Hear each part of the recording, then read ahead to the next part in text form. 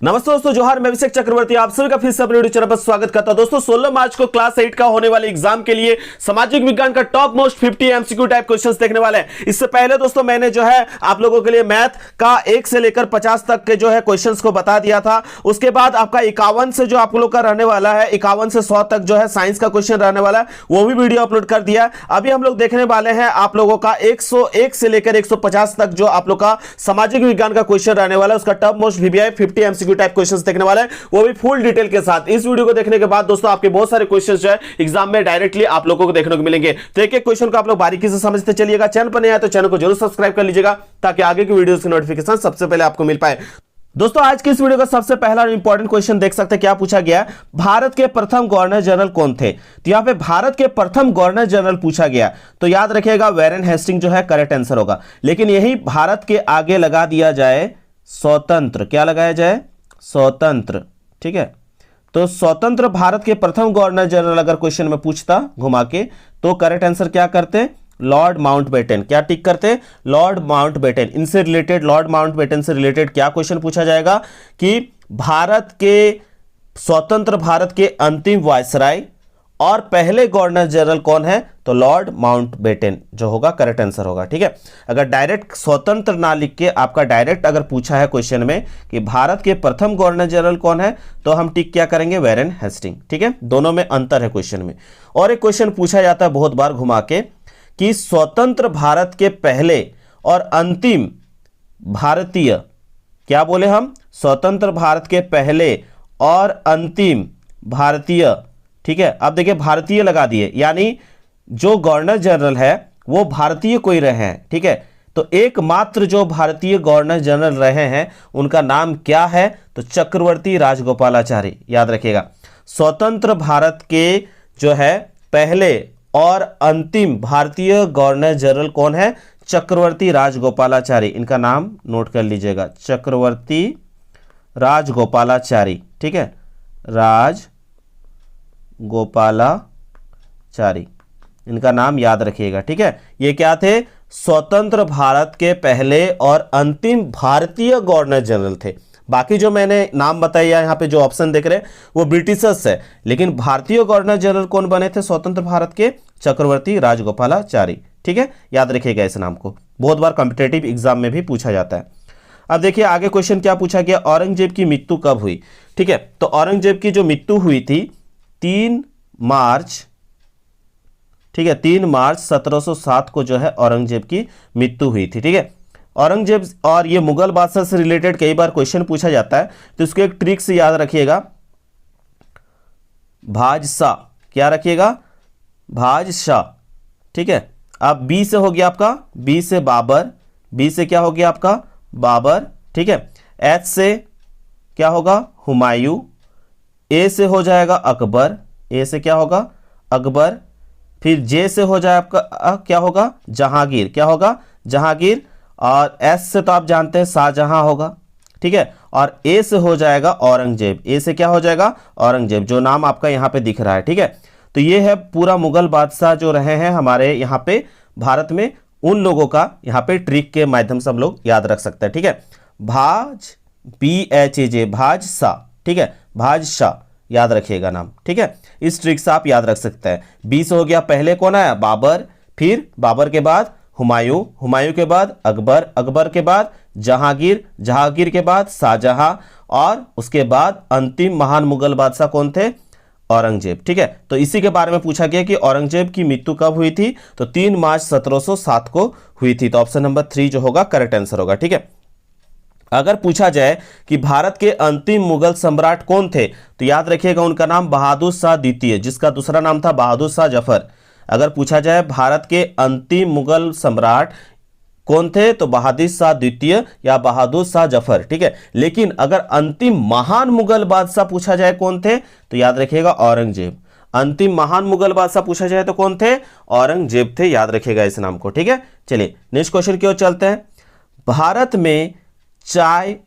में पहला चाय बागान कब लगाया गया, तो भारत में पहला चाय बागान जो है 1835 में लगाया गया। ठीक है, 1835 में असम में जो है चाय के बागान जो है लगाया गया था। ठीक है, उस समय तत्कालिक गवर्नर जनरल कौन थे, उनका नाम याद रखिएगा, लॉर्ड विलियम।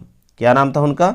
Lord William. ठीक है, और इन्हीं ने जो है क्या किया था, इन्हीं के साथ मिलकर राजा राममोहन राय ने जो है सती प्रथा को क्या किया था, खत्म करने का बहुत बड़ा योगदान किया था। ठीक है, तो कब सती प्रथा खत्म हुआ था, इनसे रिलेटेड क्वेश्चन पूछा जाता है। तो लॉर्ड विलियम ने जो है सती प्रथा को खत्म करने के लिए कब कानून बनाया था? 1829 में जो है सती प्रथा को खत्म करने के लिए कानून बनाया था। इन्होंने 1829 में सती प्रथा को कानून बनाकर प्रतिबंधित कर दिया था। किसने? लॉर्ड विलियम ने। ठीक है, जिन्होंने पहला जो है चाय बागान लगाया था। कब? 1835 में। कहाँ? आसम में। याद रखिएगा। ठीक है, बहुत बार क्वेश्चन इनसे रिलेटेड पूछा जाता है। आगे देख सकते हैं क्या पूछा गया, रैयतवाड़ी व्यवस्था कहाँ लागू की गई? तो रैयतवाड़ी व्यवस्था जो है आपका मद्रास और बंबई में टॉमस मुनेरो के द्वारा लागू की गई थी। ठीक है, बंबई और मद्रास में किसके द्वारा लागू की गई थी? टॉमस मुनेरो। ठीक है, टॉमस, याद रखिएगा, मुनेरो, ठीक है, के द्वारा लागू की गई थी। ठीक है, एक चीज याद रखिएगा इसके बारे में। नेक्स्ट क्वेश्चन की ओर चलते हैं।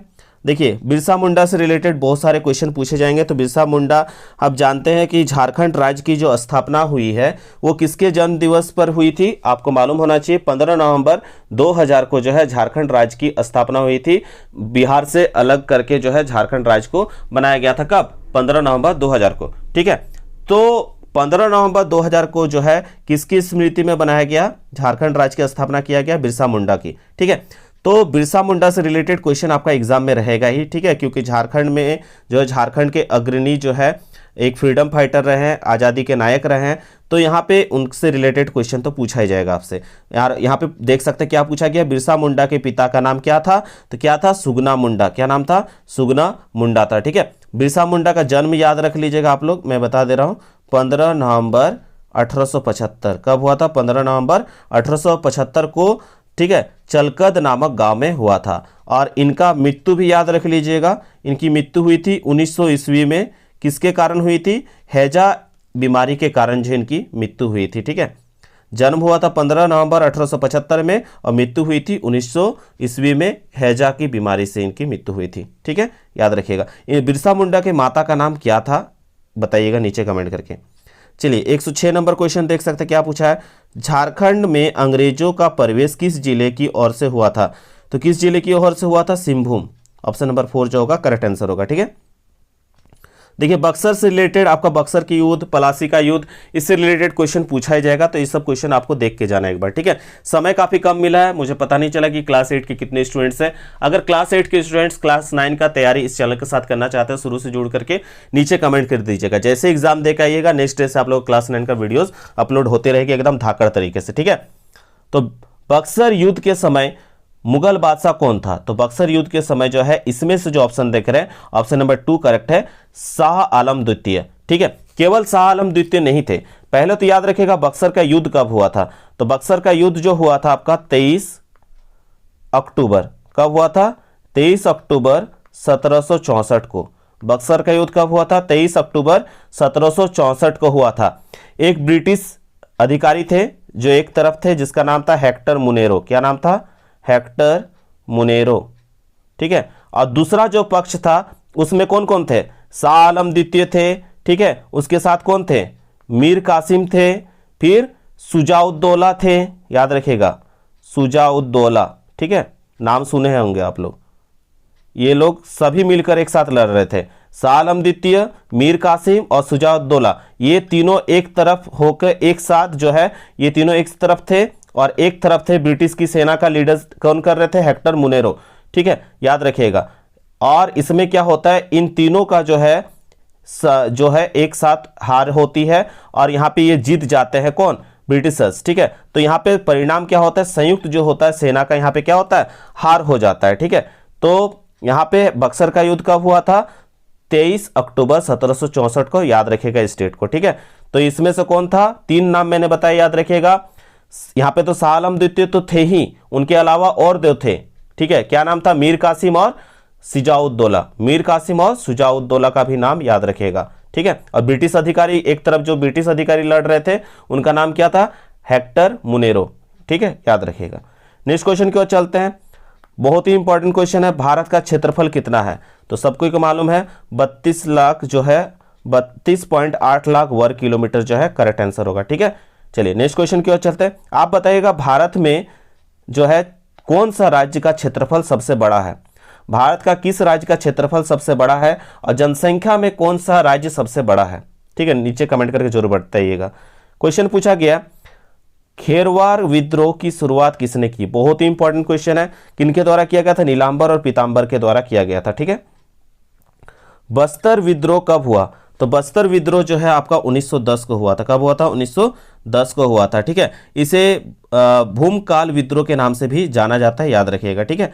नेक्स्ट क्वेश्चन की ओर चलते हैं। 111 अस्थायी बंदोबस्त व्यवस्था किस गवर्नर जनरल में काल में शुरू हुई थी, तो लॉर्ड कॉर्नवालिस जो होगा करेक्ट आंसर होगा, ठीक है। ये अस्थायी बंदोबस्त वाला क्वेश्चन हमेशा पूछा जाता है, इस बार भी पूछा जाएगा। भारतीय राष्ट्रीय संग्रहालय कहाँ बनवाया गया, तो भारतीय राष्ट्रीय संग्रहालय जो है आपका नई दिल्ली में बनवाया गया, ठीक है, याद रखिएगा। नेक्स्ट क्वेश्चन की ओर चलते हैं। अंग्रेजों ने अपनी पहली कोठी कहाँ स्थापित की, तो सूरत में, कहाँ स्थापित की, सूरत में, ठीक है। चलिए नेक्स्ट क्वेश्चन की ओर चलते हैं। क्या पूछा गया है, रेगुलेटिंग एक्ट के तहत कलकत्ता में सर्वोच्च न्यायालय की स्थापना कब की गई, तो रेगुलेटिंग एक्ट के तहत सर्वोच्च न्यायालय की स्थापना 1773 ईस्वी में की गई। अगला क्वेश्चन क्या पूछा गया, बंगाल में नील विद्रोह कब हुआ था, तो बंगाल में नील, आप जानते हैं इंडिगो का जो है खेती हो रहा था, जहां पे क्या होता था आपका, जिस भूमि पर भी नील की खेती की जाती थी वो भूमि जो होता था बंजर हो जाता था, ठीक है। तो इसका विद्रोह बंगाल में कब हुआ ये पूछा गया, तो इसका विद्रोह जो है आपका बंगाल में कब हुआ था, 1859 से 1860, ठीक है। तो यहाँ पे आपका ऑप्शन नंबर 1 जो होगा करेक्ट आंसर हो जाएगा, ठीक है। आप जानते हैं बिहार में भी इसका काफ़ी ज़्यादा आंदोलन चला था चंपारण में, ठीक है, नील की खेती को लेकर राजकुमार शुक्ला ने नेतृत्व किया था और महात्मा गांधी की जो है यहाँ पे बहुत बड़ी भूमिका थी नील की खेती के विरोध में आंदोलन में, ठीक है। तो याद रखिएगा बंगाल में कब हुआ था, 1859 से 1860 के बीच हुआ था, ठीक है। नेक्स्ट क्वेश्चन की ओर चलते हैं। क्वेश्चन नंबर 116 कौन सी जनजाति खुद को जंगल की संतान मानते हैं, ठीक है, तो कौन मानते हैं, तो यहाँ पे आपका 116 का करेक्ट आंसर हो जाएगा ऑप्शन नंबर 2 बेगा जनजाति, ठीक है। नेक्स्ट क्वेश्चन की ओर चलते हैं। वास्को डिगामा जो है भारत के किस बंदरगाह पर पहुंचे, तो भारत के किस बंदरगाह पर पहुंचे थे, कालीकट, ठीक है, जो कि कहाँ है, केरल में, और कब पहुंचे थे, 1498 को, ठीक है। नेक्स्ट क्वेश्चन की ओर चलते हैं। निम्नलिखित में से कौन सा मानव निर्मित संसाधन है, तो मानव निर्मित यानी मानव के द्वारा बनाया जाता, तो दवाई किसके द्वारा बनाया जाता है, मानव के द्वारा, ठीक है। बाकी झरना, सदाबहार वन, ये सब क्या है, प्राकृतिक है, जबकि कैंसर उपचार की दवाई जो है, औषधि जो है, वो किसके द्वारा बनाया गया, मानव के द्वारा। जो संसाधन सभी जगह पाए जाते हैं उसको क्या कहते हैं, जो संसाधन सभी जगह पाए जाते हैं उसको हम कहते हैं सर्वव्यापी संसाधन, यानी यूनिवर्सल रिसोर्सेज कहते हैं, ठीक है।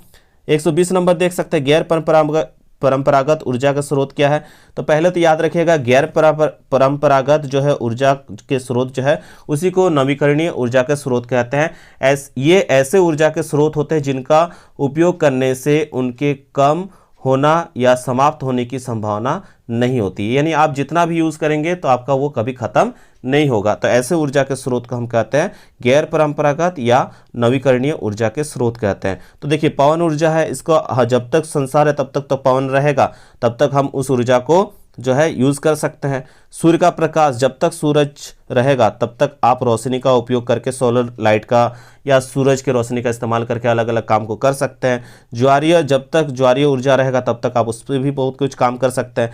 तो ये कभी ना खत्म होने वाली ऊर्जा का स्रोत है, हम जितना मन उतना इसका उपयोग कर सकते हैं ऊर्जा के स्रोत के रूप में। तो ये सभी है गैर परंपरागत ऊर्जा के स्रोत। तो इसमें जितना ऑप्शन हो वो सभी करेक्ट है, यानी ऑप्शन नंबर 4 जो होगा करेक्ट आंसर हो जाएगा, ठीक है। समय काफ़ी कम है, बहुत ही डिटेल से पढ़ाने का मन कर रहा है, लेकिन क्या करें, आप लोगों को जितना इंपॉर्टेंट है वो करवा दे रहे हैं, लेकिन क्लास 9 क्लास 10 में आप लोगों को एकदम बारीकी से एक एक चैप्टर बताया जाएगा, ठीक है, टेंशन नहीं लेना आप लोगों को। देखिए अगला क्वेश्चन पूछा है, उद्योग की जननी किस खनिज को कहते हैं, तो उद्योग की जननी जो है किस खनिज को कहते हैं, कोयला को कहते हैं। किसको कहते हैं, कोयला को, ठीक है, याद रखिएगा। और सबसे ज़्यादा प्रचुर मात्रा में कोयला कहाँ पाया जाता है, धनबाद जिले में पाया जाता है। धनबाद से कौन कौन बच्चे हैं नीचे कमेंट कीजिएगा, और बाकी बच्चे झारखंड के किस किस जिले से देख रहे हैं इस वीडियो को वो भी नीचे बताइए कमेंट करके। देश के युवाओं में कौशल विकास हेतु प्रधानमंत्री कौशल विकास योजना कब से चलाई जा रही है, तो 122 का करेक्ट आंसर हो जाएगा वर्ष 2015 ईस्वी से, याद रखिएगा, ठीक है। नेक्स्ट क्वेश्चन की ओर चलते हैं। 123 नंबर, जिन खनिजों को निकालने के लिए गहन कूपों की खुदाई की जाती वह है, तो 123 का जो है करेक्ट आंसर होगा आपका प्रबंधन, ठीक है, प्रवेधन जो होगा, यानी आपका ये करेक्ट आंसर होगा। ठीक है, खनिजों को निकालने के लिए बोला है, गहन कूपों की खुदाई की जाती है, उसको प्रवेधन कहते हैं। ठीक है, तो ये ऑप्शन नंबर 2 करेक्ट आंसर होगा। ठीक है, पेरेंट्रेशन इसको कहते हैं इंग्लिश में। नेक्स्ट क्वेश्चन की ओर चलते हैं। क्या बोला गया, पश्चिम एशिया का खनिज तेल किस प्रकार का संसाधन है? तो पश्चिम एशिया का जो है खनिज तेल किस प्रकार का संसाधन है? तो वास्तविक संसाधन के अंतर्गत आएगा। ठीक है, नेक्स्ट क्वेश्चन की ओर चलते हैं। 125 नंबर, निम्नलिखित में से कौन सा मानव निर्मित संसाधन है? तो 125 का करेक्ट आंसर हो जाएगा मानव के द्वारा बनाया गया संसाधन, मशीन होगा करेक्ट आंसर। ठीक है, नेक्स्ट क्वेश्चन की ओर चलते हैं। निम्नलिखित में से कौन सा संभाव्य संसाधन है, यानी संभाव्य है? ठीक है, तो 126 का आपका करेक्ट आंसर हो जाएगा केरल में मोनाजाइट। ठीक है, नेक्स्ट क्वेश्चन की ओर चलते हैं। भारत का बिस्मार्क किसे कहा जाता है? तो सरदार वल्लभ भाई पटेल जी को भारत का बिस्मार्क कहा जाता है, क्योंकि आपको मालूम है जब भारत देश आज़ाद हुआ था तो 552 देशी रियासत में भारत जो है बटा हुआ था छोटे छोटे जो हिस्सों में, और उसको एक साथ मिला के पूरा भारत के साथ जोड़ने का जो काम कौन किए थे? आपका के मेनन और सरदार वल्लभ भाई पटेल ने किया था। इसलिए जो है सरदार वल्लभ भाई पटेल को भारत का बिस्मार्क कहा जाता है। और भारत के पहले आपका गृह मंत्री भी कौन रहे हैं? आप भारत का पहला जो है गृह मंत्री कहें, भारत का पहला उप प्रधानमंत्री कहें, ठीक है, कौन रहे? सरदार वल्लभ भाई पटेल रहे। ठीक है, और आयरन मैन ऑफ इंडिया यानी भारत का लौह पुरुष भी किसे कहा जाता है? सरदार वल्लभ भाई पटेल को याद रखिएगा। और विश्व का सबसे ऊंचा मूर्ति भी जो है अभी किनका है? आपका सरदार वल्लभ भाई पटेल। ठीक है, नेक्स्ट क्वेश्चन की ओर चलते हैं। विश्व का सबसे बड़ा और लिखित संविधान किस देश का है? तो हमारे भारत देश का है। ठीक है, भारत का सबसे बड़ा और लिखित संविधान जो है विश्व में है, याद रखिएगा।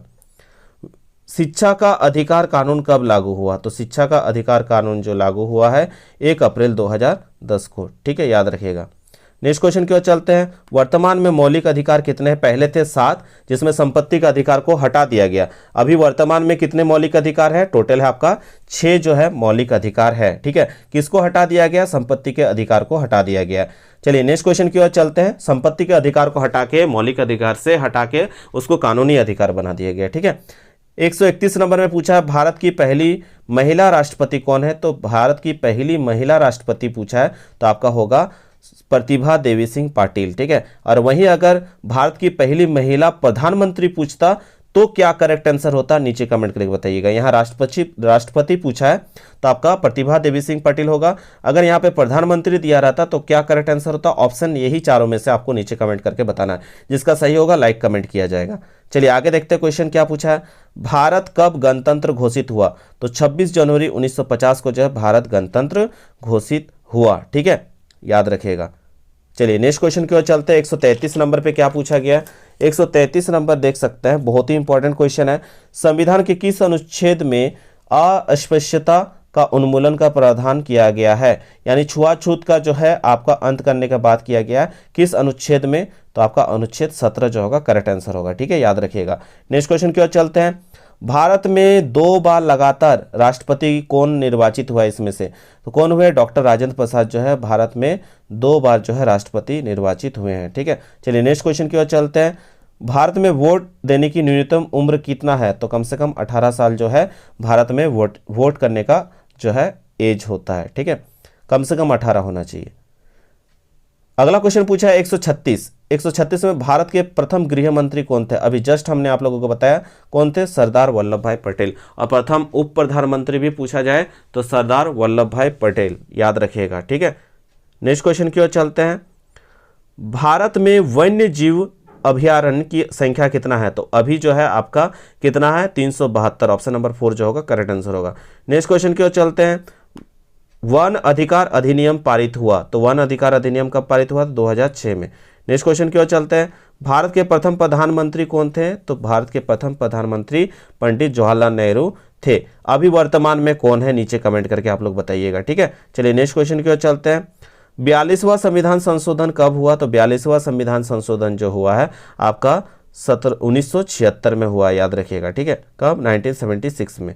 आगे देखिए क्वेश्चन क्या पूछा। अभिव्यक्ति की आज़ादी किस प्रकार का मौलिक अधिकार है? तो अभिव्यक्ति की आज़ादी यानी बोलने की आज़ादी किस प्रकार का अधिकार है? हमारा स्वतंत्रता का अधिकार है। तो ऑप्शन नंबर 3 जो होगा करेक्ट आंसर होगा, राइट टू आपका फ्रीडम।